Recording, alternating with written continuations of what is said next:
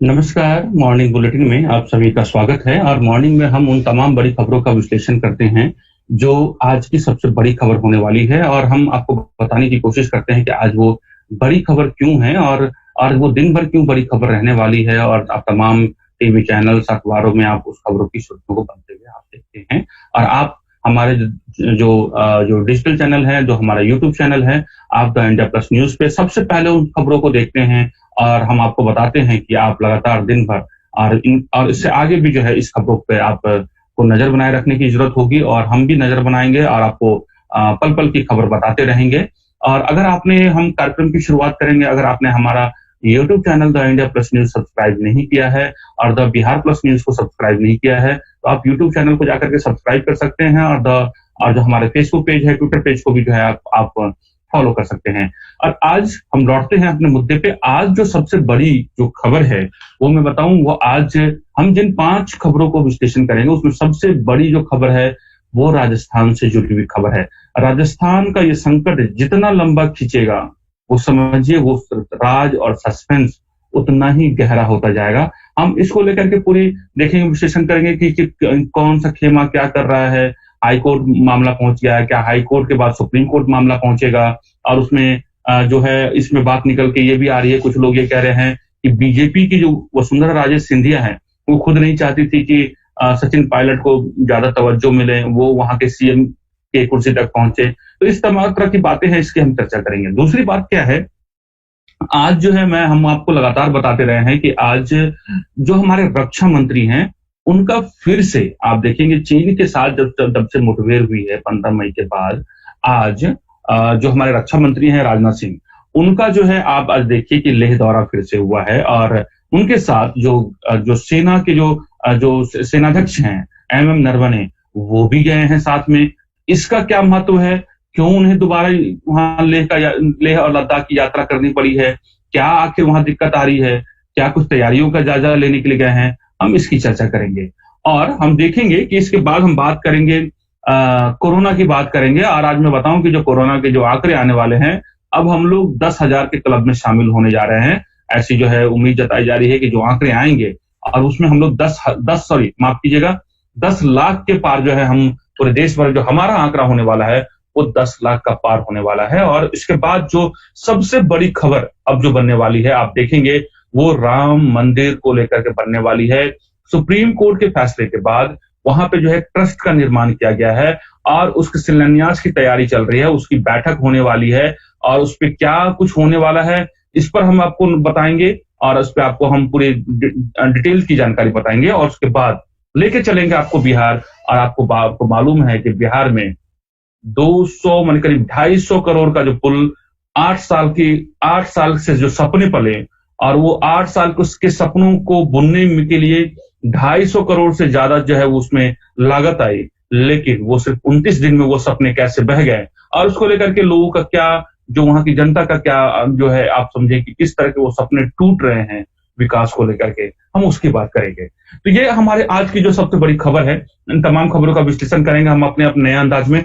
लेकिन सबसे पहले शुरुआत करते हैं सचिन पायलट और राजस्थान की तरफ चलते हैं। सचिन पायलट और अशोक गहलोत के बीच में जो है आप देखें, सब कुछ मसला शांत नहीं है। ये जरूर बात है कि सचिन पायलट वर्सेस अशोक गहलोत का जो मसला है, उसमें ये जरूर है कि अभी अशोक पायलट जो अशोक गहलोत हैं, उसमें ऐसा लग रहा है कि वो थोड़ी सी बाजी मारते हुए दिख रहे हैं, या फिर ऐसा दिखता हुआ दिख रहा है, या फिर सचिन पायलट कुछ और दिख रहे हैं। क्योंकि ये चीज अभी जो है, ये सभी आप देखेंगे कि इसको लेकर के आज जो अशोक पायलट जो हैं, आज जो कांग्रेस जो है करीब 9:30 बजे एक प्रेस कॉन्फ्रेंस करने जा रही है। जैसे ही ये हमारा खत्म होगा, हम आपको प्रेस कॉन्फ्रेंस भी दिखाएंगे अपने इस पूरे प्लेटफॉर्म पे। आप देखेंगे वो प्रेस कॉन्फ्रेंस वो करने वाले हैं कांग्रेस, और कांग्रेस पूरी स्थिति को लेकर के अपनी एक पक्ष रखेगी।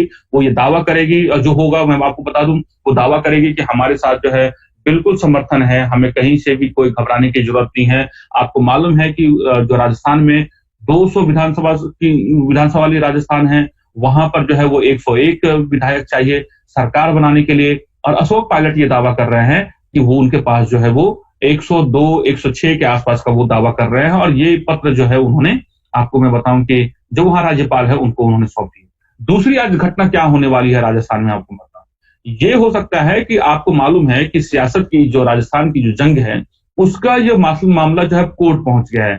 आपको मालूम है कि जो विधानसभा के जो स्पीकर हैं, जो जोशी जी हैं, है ना, सीपी जोशी जो है कांग्रेस के विधानसभा के अध्यक्ष ने जितने भी बागी विधायकों हैं उनको जो है उन्होंने नोटिस जारी कर दिया है, और उस नोटिस के खिलाफ जो है अब जो पायलट खेमा है वो हाई कोर्ट पहुंच गया। पहले वो हाई कोर्ट में था, उन्होंने एक बेंच की सुनवाई थी, अब जो है वो दूसरी बेंच को पहुंच गया है। तो आपको बताएं कि आज जो सुनवाई होनी है उसमें जो उनका पिटीशन नंबर 7 है, और उस पर देखते हैं कि हाई कोर्ट के जो है जो दो जजों का बेंच है वहां मसला पहुंचा है। उसके बाद वहां कोर्ट का क्या फैसला आता है, और कोर्ट के फैसले के बाद जो है वो मुझे ये लगता है कि सिर्फ कोर्ट तक ही ये मसला नहीं पहुंचेगा। अगर मान लीजिए कि पायलट खेमे में ये बात पहुंचती है तो वहां तो हो सकता है कि वो बात रुक जाए, लेकिन उसके बाद अगेंस्ट में जो है हो सकता है कि आप ये भी हो सकता है कि मसला पूरा सुप्रीम कोर्ट तक खींचेगा, और सुप्रीम कोर्ट जब तक कोई अंतिम फैसला नहीं दे देती है तब तक जो है आपको मैं बताऊं कि ये मसला जो है वो चलता रहेगा। और ये जितना मसला लंबा खींचेगा, आपको मैं बताऊं कि दोनों तरफ से, सचिन पायलट की तरफ से भी और अशोक गहलोत की तरफ से भी, विधायकों की खरीद फरोख्त का मसला, बीजेपी पर जो है आप ये देखेंगे कि बीजेपी एक तरीके से सरकार अस्थिर करने का जो आरोप प्रत्यारोप, ये लगातार दोनों तरफ से ये चलता रहेगा। और आपको मैं बताऊं कि जो विधानसभा अध्यक्ष के जरिए कांग्रेस के बागी विधायकों को अयोग्य घोषित किए जाने के खिलाफ जो है हाईकोर्ट की शरण ले ली है, ये बात आपको मैंने बताई है। और कोर्ट में सचिन पायलट की ओर से वकील हरीश साल्वे और मुकुल रोहतगी पैरवी करेंगे। आपको मैं बताऊं कि ये बड़ा इंटरेस्टिंग फैक्ट्स है, आपको जानने के लिए ये आपको जानना जरूरी है कि मुकुल जो रोहतगी हैं वो सरकार का भी पक्ष जो है वो अलग अलग पक्ष जो है वो कोर्ट में रखते रहे हैं। ये बहुत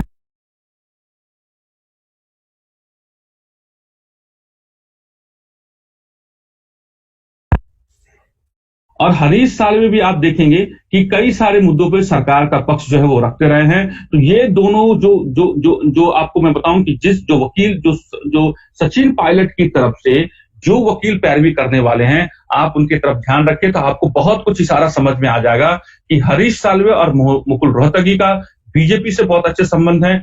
बीजेपी की अगर बात न भी करें तो कम से कम ये जरूर है कि ये बीजेपी के जितने भी केंद्र सरकार के और मोदी सरकार के जितने भी मामले, बड़े मामले रहे हैं, इसमें सरकार के ये पैरोकार रहे हैं। और यही दोनों जो है सचिन पायलट की तरफ से आज राजस्थान हाईकोर्ट में उनकी पैरवी भी करेंगे। और आपको मैं बताऊं कि हाईकोर्ट के चीफ जस्टिस मामला जो है वो डबल बेंच को सुपुर्द कर दिया गया है, और आज इसकी सुनवाई है। सभी की जो है वो जो है इस पूरी सुनवाई पे नजर रहेगी कि आखिर हाई कोर्ट क्या फैसला सुनाता है और इसको लेकर के। और इसके अलावा मैं बताऊं कि इधर एक तरफ जो है आपको मैं बताऊं कि कांग्रेस हालांकि ये उम्मीद कर रही है कि सचिन पायलट वापस आ जाएं कांग्रेस में, और लेकिन ऐसी अब जो है जिस तरीके से जितने विरोध करते हुए जितने दूर निकल गए हैं सचिन पायलट, शायद ऐसा लग रहा है कि उनका लौटना अब जो है कांग्रेस में, और वो सम्मानजनक जगह पाना, जिस सम्मान की बात वो कह रहे हैं, उनका लौटना जो है अब बहुत ही मुश्किल लग रहा है। इसके बाद मैं आपको बताऊं कि एक खबर जो राजस्थान को लेकर के ये आ रही है कि उनके जो कुछ सहयोगी हैं, गठबंधन है, ऐसा आरोप लगाया जा रहा है कि बीजेपी की जो वसुंधरा राजे हैं, पूर्व मुख्यमंत्री हैं, वहां की महारानी हैं, उन पर ये आरोप लग रहे हैं कि उन्होंने ही जो है जो बागी विधायकों को ये समझाया कि अशोक पायलट पर जो है को समर्थन जारी रखे, कांग्रेस को समर्थन जारी रखे। ऐसा उसमें कितनी सच्चाई है, क्या बात है, उस पर भी जो है वो आज देखेंगे। पूरे दिन भर जो राजस्थान का जो घटनाक्रम है वो पूरा बने, इस पे जो है पूरी गहमागहमी बने रहने वाली है। इस पे जो भी डेवलपमेंट होगा हम आपको जरूर अपडेट कराएंगे। अब बात करते हैं लेह दौरे की। मैं आपको बताऊं कि हम लगातार आपको बताते रहे हैं कि जो प्रधानमंत्री की यात्रा के बाद, इससे पहले सेना अध्यक्ष सीडीएस बिपिन रावत की जो है आपको मालूम है 15 जून के बाद से स्थिति बदली थी। प्रधानमंत्री वहां पे गए थे, उन्होंने कहा था कि जो विस्तारवादी नीति रही है वो इतिहास गवा रहा है कि वो यहाँ से मिट गए हैं, बल्कि अब जो समय है वो विकासवाद का समय है। और जो अंतर्राष्ट्रीय दबाव और कूटनीतिक और राजनीतिक दबाव चीन पर बना, और अंत में ये हुआ कि आप देखेंगे कि जो चीन को पीछे हटना पड़ा था, और दोनों तरफ की सेनाएं एक सहमति के आधार पे एक एक कदम करके पीछे जो है वो खींचना शुरू हो गया था। लेकिन इस बीच में खबर यह आ रही है कि जो फिंगर पॉइंट 4 और फिंगर पॉइंट 8 के बीच में जो है चीन अपनी स्थिति बनाए रखना चाहता है, और इसके चीन की मंशा को लेकर के जो है वो सवाल उठते रहे हैं। एक्सपर्ट भी जो है बताते रहे हैं कि चीन पर विश्वास करना जो है वो जो है वो मुश्किल है, जिस तरीके से उसकी पूरा जो है इतिहास रहा है। अब इस बीच में क्या हुआ है आपको मैं बताऊं कि भारत ने कहीं से भी जो है अपनी तैयारियों को लेकर के कोई कमी नहीं छोड़ी है। वो ऐसा नहीं है कि चीन ने जो है वो, हालांकि सैटेलाइट की तस्वीरों से सारा ये दिख रहा है कि वो चीन पीछे जा रहा है, लेकिन आपको मैं बताऊं कि चीन ने भारत ने अपनी तैयारियों में कोई कमी नहीं छोड़ी है। आपको मैं बताऊं कि आज जो हमारे जो रक्षा मंत्री हैं, उनका दौरा इस मायने में काफी अहम है। आप ये देखेंगे कि तमाम जो चैनल्स हैं, आप जितने बड़े चैनल्स हैं, ऑनलाइन पोर्टल है, जो समाचार पत्र में है, ये आज की जो खबर है, आप ये सुर्खियां बनी हुई है। रक्षा मंत्री है, उनका ये दौरा है, ये 2 दिवस का दौरा है और इसके साथ में जो है वो सीडीएस बिपिन जो रावत हैं, जो सेना के जो तीनों अंगों के जो प्रमुख हैं, उनके वो भी साथ में गए हैं। तो ये काफी अहम है और पूरे लेह लद्दाख के दौरे पे आर्मी चीफ का जाना और रक्षा मंत्री का दूसरी बार वहां पहुंचना, ये अपने आप में काफी मायने रखता है। और आपको मैं बताऊं कि रक्षा मंत्री आज एलएसी का दौरा करेंगे, साथ में बिपिन रावत भी होंगे। ये बात जो है आपको ये जो अलग अलग पोर्टल पे खबर आ रही है और इसमें ये बताया जा रहा है कि एलएसी के साथ साथ एलओसी का भी जायजा लेंगे और जो आर्मी चीफ है मनोज मुकुंद नरवणे भी साथ में होंगे। इस बात की जानकारी जो है वो दी जा रही है। आपको मैं बताऊं कि चीन को जो है बिल्कुल स्पष्ट संदेश देना है कि भारत को ना तो उनका विस्तारवाद बर्दाश्त है, न ही चीन की अतिक्रमण वाली नीति को सहा जाएगा। ये जो दूसरा दौरा है, ये बार बार जो है ये संदेश देने के लिए चीन के लिए काफी है। और चीन को आपको मैं बताऊं कि न सिर्फ सामरिक स्तर पे जो है उनको मुंह की खानी पड़ी है, बल्कि आपको हम लगातार बताते रहे हैं कि लगातार एक के बाद एक उनको न सिर्फ डिजिटल स्तर पे बल्कि प्रोडक्शन के स्तर पे तमाम जो है आप देखेंगे उनका जो उत्पादन है, जो उनका जो वहां से जो है आयात किया जाता है, आप देखेंगे उसमें लगातार कमी की जा रही है। और एक तरीके से पूरे भारत में जो है बाइकॉट चाइना जो मुहिम है वो लगातार आप बताएं कि आपको काफी मजबूत हो जा रहा है। और इसी के तहत आप देखें कि अलीबाबा जो है सबसे जो चीन का सबसे बड़ा जो है एक ऑनलाइन मार्केटिंग प्लेटफॉर्म है, आखिर अलीबाबा को जो है अब आप उनको अपनी ऑफिस बंद करनी पड़ी है। मुंबई और आपको मैं बताऊं कि गुड़गांव जो दिल्ली से सटा हुआ जो एरिया है, क्षेत्र है, वहां पे उनकी अपनी ऑफिस बंद करनी पड़ी है। और ये जो है लगातार जो है आपको मैं बताऊं कि ये एक असर है पूरे दोनों देशों के बीच के संबंध में। और ये सीधा सीधा नुकसान जो है वो चीन को उठाना पड़ रहा है भारत के साथ दुश्मनी मोल लेने का, और ये आगे भी जारी रहेगा। और भारत प्रधानमंत्री जैसा कह चुके हैं कि आत्मनिर्भर भारत अभियान के तहत जो है लगातार भारत को मजबूत करने की बात है, वोकल फॉर लोकल की बात जो है वो जो बात की जा रही है, उसके दिशा में जो है भारत आगे बढ़ता जा रहा है। और आज की जो तीसरी बड़ी खबर है आपको मैं बताऊं, वो कोरोना को लेकर के है। हम आपको लगातार सचेत करते रहते हैं कि कोरोना का मामला जो है वो बिल्कुल स्थिर नहीं हो रहा है। जिस तेजी से जो मामले बढ़ते जा रहे हैं वो बहुत ही चिंता की बात है। मैं इसलिए कहता हूं इससे कोरोना को लेकर के संभलने की जरूरत है। और आप मैं बताऊं तमाम एहतियात बरतने के बावजूद भी अलग अलग राज्य कुछ राज्य बहुत अच्छा काम कर रहे हैं, कुछ राज्यों में जो है जो वहां पे बहुत अच्छे काम नहीं हो रहे हैं। और आपको मैं बताऊं कि जो अब स्थिति निकल के आ रही है, आज जो आंकड़े जब आएंगे, जो ताजा आंकड़े आएंगे, ऐसे उम्मीद है कि हम 10 लाख को पार कर जाएंगे। अब जो भारत जो है वो 10 लाख के क्लब में शामिल हो जाएगा, जहां दुनिया में जो है इस तरह के मामले जो है वो दर्ज हो जाएंगे। अभी कल तक के जो आंकड़े हैं आपको मैं बताऊं कि वो 9,68,876 मामले हैं। और कल सबसे ज्यादा 32,695 मामले दर्ज किए गए थे। अगर उसी ट्रेंड को अगर आज भी हम मान लेते हैं तो आज ये है कि हम लोग 10 लाख के पार हमारे देश में कोरोना के मामले हो जाएंगे। और इसलिए मैं कह रहा हूं कि ये जो मामले हैं बहुत ही चिंता की बात है। और आप देखेंगे कि सबसे ज्यादा मामले अभी भी महाराष्ट्र बहुत तेजी से बढ़ता हुआ मामला है। आपको मैं जो टॉप 5 राज्य बताता हूं जहां सबसे ज्यादा मामले बढ़ते जा रहे हैं। महाराष्ट्र, तमिलनाडु जो है, जो कर्नाटका है, दिल्ली है, और इसके बाद मैं बताऊं उत्तर प्रदेश है, तेलंगाना है, आंध्र प्रदेश है, और आपको मैं बताऊं बिहार। ये कुछ राज्य हैं जहां सबसे ज्यादा मामले जो है वो जो है पूरे निकल करके आ रहे हैं इन राज्यों में। महाराष्ट्र में कल जो मामले दर्ज किए गए थे वो करीब 8,000 मामले आए हैं। तमिलनाडु में करीब जो है 4,500 के आसपास मामले आए हैं। दिल्ली ने अपनी स्थिति को संभाला है। आपको मैं बताऊं कि दिल्ली में एक वक्त मामले ऐसे थे कि जो है अनियंत्रित हो गए थे। 3,000 के करीब जो है वो रोजाना के मामले आ गए थे। लेकिन इसमें प्रशंसनीय काम जो है वो जहां जो है वो अरविंद केजरीवाल की सरकार और केंद्र सरकार के सहयोग से उन्होंने जो किया है वो वाकई में बहुत ही काबिल तारीफ है। और मुझे ये ऐसा लगता है कि जो आपकी सरकार है, अरविंद केजरीवाल की जो सरकार है दिल्ली में, उन्होंने काफी हद तक जो है वो काबू पाया है और इसकी प्रशंसा होनी चाहिए और कम से कम वो डेली का अपडेट देते हैं और अगर किसी तरह की कोई जानकारी मीडिया की तरफ से उनको लाया जाता है तो उसमें वो उन पर नियंत्रण करने की कोशिश करते हैं और उन पर जो है एक तरीके से बेहतर किस तरीके से लोगों की जान बचाई जा सके तो उनको जो है उनका जो ख्याल रखता है। यही वजह है कि आप देखेंगे दिल्ली में मौतों का आंकड़ा भी जो है कम हो गया है। कल जो आंकड़े आए थे वो 41 लोगों की जो है वो मौत हो गई है और हालांकि जो मुख्यमंत्री ये कह रहे हैं कि हम ये भी कोशिश करेंगे कि ये जो कुछ जो 40-41 लोगों की मौत जो हो रही है वो भी जो है मौत कोरोना की वजह से ना हो, हम उस पर भी काम लगातार कर रहे हैं। मुझे ऐसा लगता है कि जो बाकी जो राज्य हैं वो जहां महाराष्ट्र है, तमिलनाडु है, हालांकि महाराष्ट्र में काफी अच्छा काम धारावी में हुआ है, डब्ल्यूएचओ ने वहां की प्रशंसा की है, लेकिन फिर भी जो है जब तक प्रशासन के साथ साथ वहां की जो आम जनता है इस बात को नहीं समझेगी, वो प्रशासन का सहयोग नहीं करेगी, वो सोशल डिस्टेंसिंग, मास्क, सैनिटाइजेशन का उपयोग नहीं करेगी और जब तक बहुत जरूरी ना हो तब तक आप घर से ना निकले। आप जब तक सहयोग नहीं करेंगे, प्रदेश के जो लोग हैं वो सहयोग नहीं करेंगे, तब तक जो है वो कोरोना पर संकट जो काबू पाना जो है वो बहुत मुश्किल है।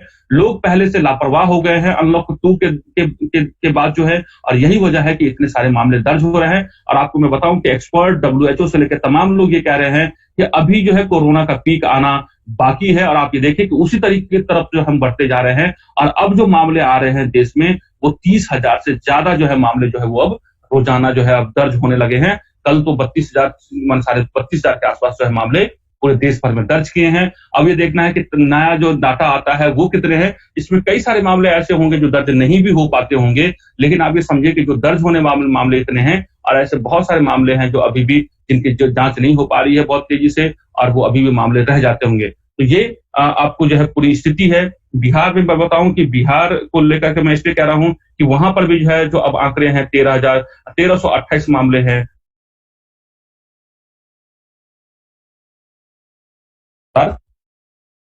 अब बढ़ते हैं, आपको मैं बताऊं कि अगला मामला जो है वो राम मंदिर को लेकर के है और आपको मैं बताऊं कि राम मंदिर की जो है वो जो ट्रस्ट जो बनाए गए थे सुप्रीम कोर्ट के बाद जो है उनकी बैठक होने जा रही है और आपको मैं बताऊं वो बैठक अपने आप में इसलिए महत्वपूर्ण है कि हो सकता है कि 18 जुलाई को वहां पर शिलान्यास की बात की जा रही है और ऐसी बात है कि जो वहां ट्रस्ट के जो सदस्य हैं वो प्रधानमंत्री मोदी से रिक्वेस्ट जो है अनुरोध करने वाले हैं कि वो वहां आए और राम मंदिर जो ट्रस्ट जो बहुत लाखों करोड़ों जो भारतीय हैं उनका जो एक सपना है, जो इष्ट देव हैं, वहां पर हो सकता है यह है कि प्रधानमंत्री वहां जाएं और राम मंदिर जो निर्माण का जो शिलान्यास है उनके हाथों से वहां पर हो। तो इस तरह की जो है आज मीटिंग वहां पे होने वाली है अयोध्या में और वहां नृपेंद्र मिश्रा जो हैं बोर्ड के सदस्य हैं वो भी वहां पहुंच गए हैं। तो आज दिन भर उसको लेकर भी एक पूरा आप देखेंगे कि एक बड़ी खबर आने वाले समय में रहेगी। अब ये देखना यह है कि प्रधानमंत्री को जब न्योता जाता है तो ऐसी उम्मीद जताई जा रही है कि राम मंदिर जो निर्माण होना है और उसकी